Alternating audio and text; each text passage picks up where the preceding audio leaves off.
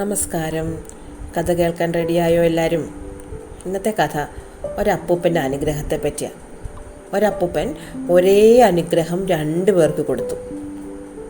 പക്ഷെ 2 പേർക്കും 2 രീതിയിലാണ് കിട്ടിയത്. അതിനെപ്പറ്റിയാണ് പറയുന്നത്. പറയട്ടെ. പണ്ട് ഒരു ഗ്രാമത്തിലൂടെ ഒരപ്പൂപ്പൻ നടന്നു വരായിരുന്നു. രാത്രി എവിടെയെങ്കിലും കിടന്ന് ഉറങ്ങണം. അപ്പൂപ്പൻ നോക്കിയപ്പോൾ ദൂരെ ഒരു വെട്ടം കണ്ടു, ഒരു വലിയ വീട് കണ്ടു. അപ്പൂപ്പൻ അങ്ങോട്ട് ചെന്ന് വാതിലിൽ മുട്ടിയപ്പം ആ വീട്ടിലെ വീട്ടമ്മ വന്ന് വാതിൽ തുറന്നു. അവർ ചോദിച്ചു, എന്ത് വേണം? അപ്പൂപ്പൻ പറഞ്ഞു, ഞാനൊരു വഴിപോക്കനാണ്, ക്ഷീണിച്ചു, ഞാൻ നാളെ രാവിലെ പൊയ്ക്കൊള്ളാം, എനിക്ക് ഇന്ന് രാത്രി ഇവിടെ കിടക്കാൻ ഇത്തിരി സ്ഥലം തരണമെന്ന് പറഞ്ഞു. അവർ പറഞ്ഞു, പറ്റത്തില്ല, ഇവിടെ കിടക്കാൻ സമ്മതിക്കത്തില്ല, ഇവിടെ പോകുന്നവർക്കും വരുന്നവർക്കും ഒന്നും കിടക്കാനുള്ള സ്ഥലമല്ല, ഇത് സത്രമൊന്നുമല്ല, ഇവിടെ പറ്റത്തില്ല എന്ന് പറഞ്ഞ് അപ്പൂപ്പനെ ഓടിച്ചു വിട്ടു. അപ്പൂപ്പൻ പറഞ്ഞു, അയ്യോ അങ്ങനെ പറയരുതേ, ഇവിടെ അടുത്തെങ്ങും നല്ല വീടുകളൊന്നും കാണുന്നില്ല, എനിക്ക് ഒരുപാട് ദൂരോട്ട് ഇപ്പം നടക്കാനും പറ്റുന്നില്ല, രാത്രിയായി, ഇരുട്ടായി, തണുപ്പുണ്ട്, എനിക്ക് വേറെ ഒന്നും വേണ്ട, ഒരിത്തിരി സ്ഥലം തന്നാൽ മതി, ഞാൻ ഇന്ന് രാത്രി ഇവിടുന്ന് കിടന്നിട്ട് നാളെ രാവിലെ എഴുന്നേറ്റ് പൊക്കോളാം എന്ന് പറഞ്ഞു.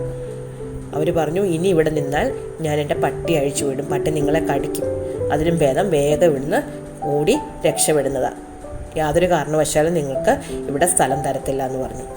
അപ്പൂപ്പൻ അവിടുന്ന് പോയി. കുറച്ചപ്പുറത്ത് മാറി ഒരു ചെറിയ വീടുണ്ടായിരുന്നു. അപ്പൂപ്പൻ അവിടെ പോയി മുട്ടിയപ്പോൾ അവിടുത്തെ വീട്ടമ്മ, ഒരു പാവപ്പെട്ട വീട്ടമ്മ വന്ന് വാതിൽ തുറന്നു. അപ്പൂപ്പൻ ഇതേ കാര്യങ്ങൾ അവരോടും പറഞ്ഞു, ഞാൻ ക്ഷീണിച്ച് വരികയാണ്, യാത്ര ചെയ്യാനാണ്, ഒന്ന് കിടക്കാൻ സ്ഥലം തരണമെന്ന് പറഞ്ഞു. അവർ പറഞ്ഞു, അതിനെന്താ, ഇതൊരു ചെറിയ വീടാണ്, സൗകര്യങ്ങളൊക്കെ കുറവാണ്, ഇതുകൊണ്ട് പറ്റുമെങ്കിൽ വന്നിവിടെ കിടന്നോളാൻ പറഞ്ഞു. അങ്ങനെ അപ്പൂപ്പൻ അകത്ത് ചെന്നപ്പോൾ അതൊരു ചെറിയ വീടായിരുന്നു.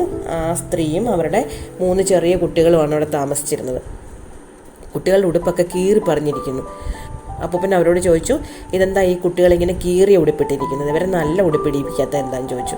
അപ്പോൾ അമ്മ പറഞ്ഞു, എൻ്റെ ഭർത്താവ് മരിച്ചു പോയിട്ട് കുറച്ചു കാലമായി, ഞങ്ങൾ വളരെ ബുദ്ധിമുട്ടിയാണ് താമസിക്കുന്നത്, ഞാൻ ജോലി ചെയ്ത് പണം കൊണ്ടുവന്നിട്ട് വേണം ഇവർക്ക് ഭക്ഷണം കൊടുക്കാൻ, അപ്പോൾ അതിൻ്റെ കൂടെ നല്ല വസ്ത്രമൊന്നും വാങ്ങാനുള്ള സാമ്പത്തിക സ്ഥിതി എനിക്കിപ്പോൾ ഇല്ല, അതുകൊണ്ടാണ് കീറിയ ഉടുപ്പിടിച്ചിരിക്കുന്നതെന്ന് പറഞ്ഞു.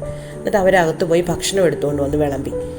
കുഞ്ഞുങ്ങൾക്ക് ഭക്ഷണം വിളമ്പിയ കൂട്ടത്തിൽ അപ്പൂപ്പനോട് പറഞ്ഞു, വരൂ, അപ്പൂപ്പൻ വന്നിരിക്കും, നമുക്ക് ഒരുമിച്ച് കഴിക്കാമെന്ന് പറഞ്ഞു. അപ്പോൾ അപ്പൂപ്പൻ പറഞ്ഞു, അയ്യോ എനിക്ക് വേണ്ട, ഞാൻ കഴിച്ചിട്ടാണ് വന്നത്, എനിക്ക് ഉറങ്ങുന്ന സ്ഥലം മാത്രം മതി. എന്നിട്ട് അപ്പൂപ്പൻ്റെ സഞ്ചി തുറന്നിട്ട് കുറച്ച് ഭക്ഷണം എടുത്ത് കുഞ്ഞുങ്ങൾക്ക് കൊടുക്കുകയും ചെയ്തു. അങ്ങനെ അപ്പൂപ്പൻ അന്ന് രാത്രി അവിടെ കിടന്ന് ഉറങ്ങി. പിറ്റേന്ന് രാവിലെ പോകാൻ നേരത്ത് ഈ സ്ത്രീയെ വിളിച്ചിട്ട് പറഞ്ഞു, നീ ഇന്ന് രാവിലെ ചെയ്യുന്നത് എന്തോ അത് വൈകിട്ട് വരെ ചെയ്തുകൊണ്ടിരിക്കും എന്ന് പറഞ്ഞു. അവർക്ക് മനസ്സിലായില്ല, അപ്പൂപ്പൻ എന്തോ പറയുന്നു എന്നേ അവർ കരുതിയുള്ളൂ.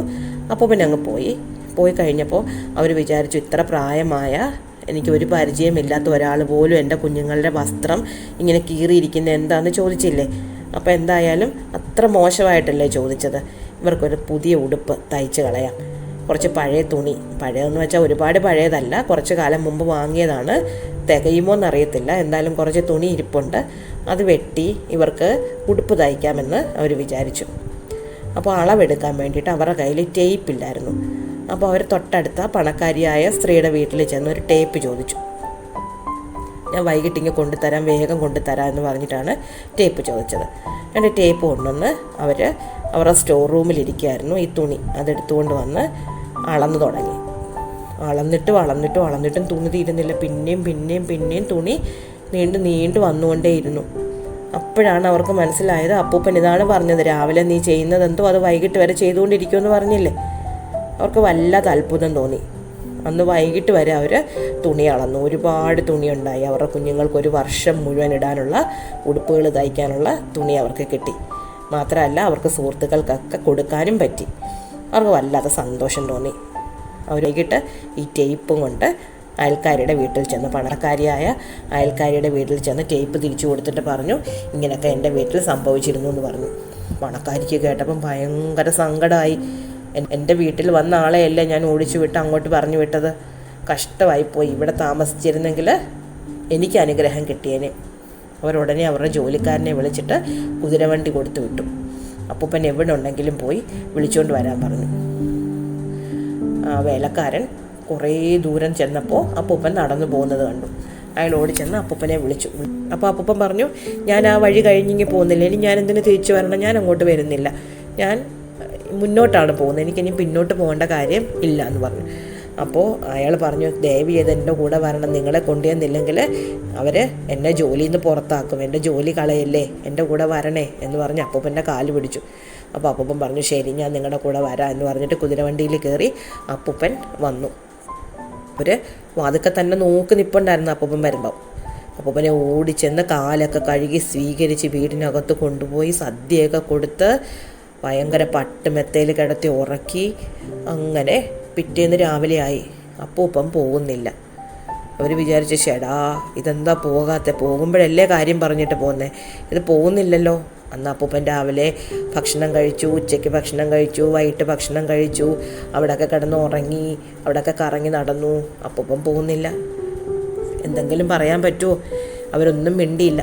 രണ്ടാമത്തെ ദിവസമായി, അപ്പൂപ്പൻ പോകുന്നില്ല. മൂന്നാമത്തെ ദിവസമായി, അപ്പൂപ്പൻ പോകുന്നില്ല. ഒന്നും പറയാനും വയ്യ. ആ സ്ത്രീ ആകെപ്പാടെ പരുങ്ങലിലായി. അങ്ങനെ നാലാമത്തെ ദിവസം രാവിലെ എഴുന്നേറ്റ് അപ്പൂപ്പൻ പറഞ്ഞു, ഞാൻ പോകട്ടെ, 3-4 ദിവസമായല്ലോ ഞാൻ താമസിക്കുന്നു, ഇനി ഞാൻ പോകട്ടെ എന്ന് പറഞ്ഞു. അപ്പോൾ അവർ വളരെ സന്തോഷത്തോടെ അപ്പൂപ്പനെ യാത്രയാക്കി. എന്നിട്ട് അപ്പൂപ്പൻ്റെ കൂടെ വാതിൽ വരെ ചെന്നു. അപ്പൂപ്പൻ ഇറങ്ങിയപ്പോൾ ചോദിച്ചു, അപ്പൂപ്പ എന്നോടൊന്നും പറയാനില്ലേ? അപ്പോൾ അപ്പൂപ്പൻ പറഞ്ഞു, എല്ലാവരോടും പറയുന്നത് തന്നെ നിന്നോടും പറയും. നീ രാവിലെ ചെയ്യുന്നത് വൈകിട്ട് വരെ ചെയ്തുകൊണ്ടിരിക്കുമെന്ന് പറഞ്ഞു. ഈ കാര്യം നേരത്തെ പ്രതീക്ഷിച്ചിരുന്ന നമ്മുടെ പണക്കാരി കുറച്ച് പണം എടുത്ത് മാറ്റി വെച്ചിട്ടുണ്ടായിരുന്നു. വേഗം പോയി എണ്ണാൻ വേണ്ടിയിട്ടാണ് മാറ്റി വെച്ചത്. അവർ ഓടിച്ചെന്ന് പണം എണ്ണാൻ തുടങ്ങി. പെട്ടെന്ന് അവർക്കൊരു തുമ്മൽ വന്നു. അവർ ഹാച്ചി എന്നൊറ്റ തുമ്മൽ തുമ്മി.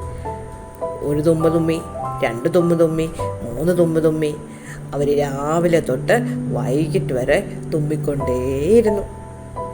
ഇഷ്ടമായോ കഥ? അടുത്ത കഥ അടുത്ത ദിവസം.